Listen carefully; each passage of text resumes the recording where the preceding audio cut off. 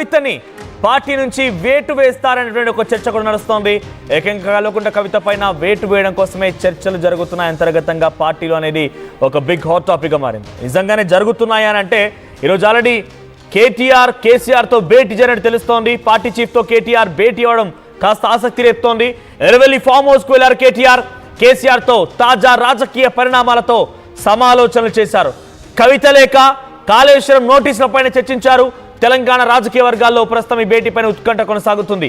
మొన్న కవితకు సంబంధించిన ఒక లేఖ బహిరంగమైంది, లీక్ అయింది. అయితే ఆ లేఖలో తండ్రికి సంబంధించినటువంటి కొన్ని నెగిటివ్ అంశాలను కూడా పొందుపరిచారు. పాజిటివ్ అండ్ నెగిటివ్ అంటూ కూడా రెండు విషయాల్ని తను ప్రస్తావించారు.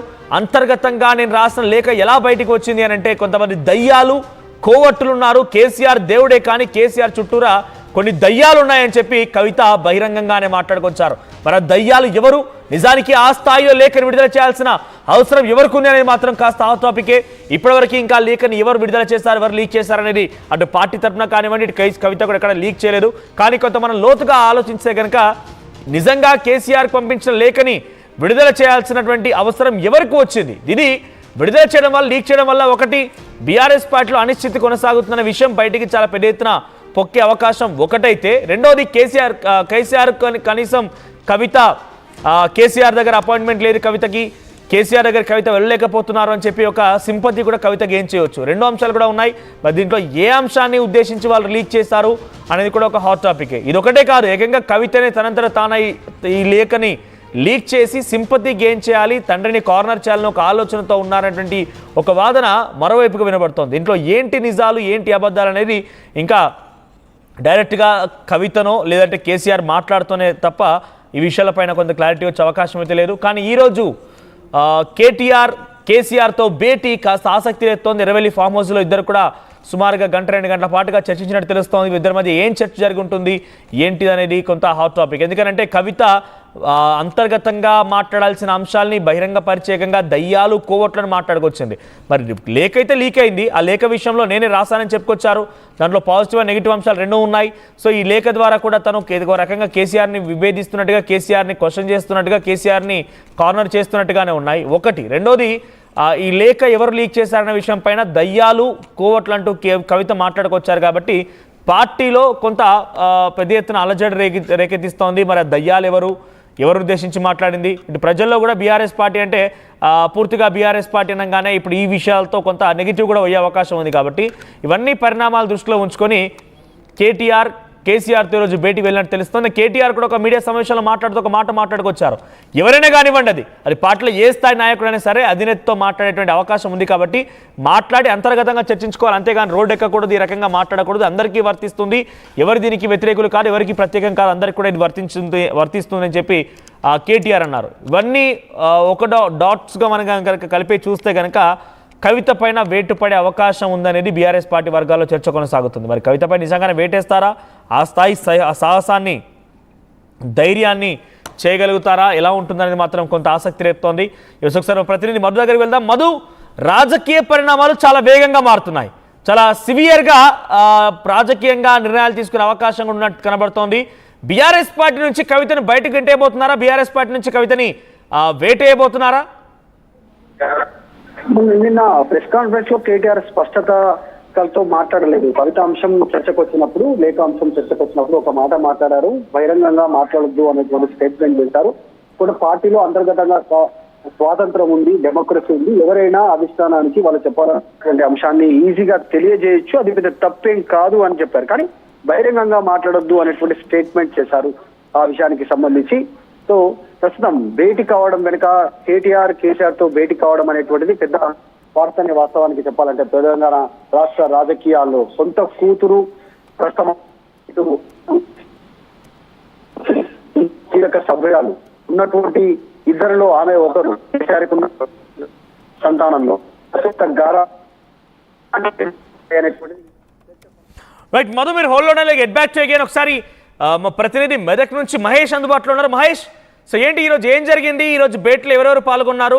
కేసీఆర్ దగ్గరికి కేటీఆర్తో పాటుగా ఇంకెవరెవరు హాజరయ్యారు? ఎటువంటి చర్చ జరిగి ఉంటుంది? ఖచ్చితంగా వాళ్ళు ఈ రోజు 2:30 ప్రాంతంలో కేటీఆర్ ఒక్కడే కూడా కేసీఆర్ ఫామ్ హౌస్ చేరుకున్న పరిస్థితి. అంటే నిన్న రోజు నుంచి ఒక రాష్ట్ర రాజకీయాలు చూస్తుంటే కవిత చేసినటువంటి ఆ టాపిక్ కావచ్చు, 5 పేజీలతో సంబంధించిన సమాచారం కూడా ఇప్పటికే కేటీఆర్ దానికి సంబంధించి హరీష్ రావు కూడా ప్రెస్ మీట్లు పెడుతున్నారు. కానీ కవితకు సంబంధించిన అంశాలను కూడా ఎక్కడ కూడా మాట్లాడలేదు. ఏంటంటే అంతర్గతంగా పార్టీ సంబంధించిన ఆఫీసులో మాట్లాడాలి తప్ప బయట ఎక్కడ కూడా డిస్కస్ చేయొద్దని చెప్పి కేసీఆర్ నుంచి కూడా దిశానిర్దేశం చేసిన పరిస్థితి ఉంది. ఎందుకంటే పార్టీకి సంబంధించిన అంశాలు ఏవైనా కానీ పార్టీకి వచ్చి చెప్పుకోవాలి తప్ప బయట ఎక్కడ కూడా మాట్లాడదని చెప్పి కేసీఆర్ ఇప్పటికే వీరందరికీ కూడా దిశానిర్దేశం చేసిన పరిస్థితి. అంటే ఇప్పటికే కవితను చూడొచ్చు, కవిత పరిస్థితి చూస్తుంటే అంటే దీనికి సంబంధించి కేసీఆర్ మంచోడే, ఆ చుట్టుపక్కల దయ్యాలు ఉన్నాయని చెప్పి ప్రధానంగా ఆరోపించారు. ఈ దయ్యాలు ఎవరని చెప్పి ఇప్పటికే ఇటు కేసీఆర్ గా సంబంధించిన కొడుకు కేటీఆర్ కావచ్చు, ఇటు హరీష్ రావు కావచ్చు. ఈ రోజు హరీష్ రావు చూస్తుంటే సంబంధించిన ప్రెస్ మీట్ లో కూడా కేసీఆర్ సంబంధించిన కవిత అంశాన్ని కూడా ఎక్కడ కూడా ప్రస్తావన లేకుండా నీళ్లకు సంబంధించిన అంశాలను కూడా ప్రస్తావించారు తప్ప కవిత అంశాన్ని కూడా ఎక్కడ కూడా తీయలేదు. ఎందుకంటే కేసీఆర్ దిశానిర్దేశం చేస్తున్న సందర్భాలను బట్టి ఎక్కడ కూడా ఈ యొక్క అంతర్గతంగా ఈ యొక్క కవితకు సంబంధించిన అంశాలను ఎక్కడ కూడా తీయొద్దు అని చెప్పి ప్రధానంగా చెప్తున్న పరిస్థితి. అంటే 1 గంట పాటు కేటీఆర్ ఫామ్ హౌస్ లో కేసీఆర్ ని కలవడానికి కవిత గురించి ఎవరు స్పందించొద్దు, దయ్యాలు కోవట్లు అన్నా కూడా ఎవరు బహిరంగంగా మాట్లాడకండి, ఇంకా దీన్ని సీరియస్ చేయకండి అనే విషయాన్ని కేసీఆర్ పార్టీ నాయకులకి కేటీఆర్ చెప్పుకొచ్చారా? ఖచ్చితంగా ఇటువంటి సందర్భాలు చూస్తుంటే ఎక్కడ కూడా ఇటు కేటీఆర్ కావచ్చు, హరీష్ రావు కావచ్చు, ఇద్దరు కూడా కవితాంశాన్ని ఎక్కడ కూడా ప్రస్తావించడం లేదు. ఎందుకంటే మన ఇంట్లో సమస్యలు మనం తీర్చుకోవాలి తప్ప బయటికి ఎవరికి తెలియద్దు అని చెప్పి ప్రధానంగా మనకు తెలుస్తుంది.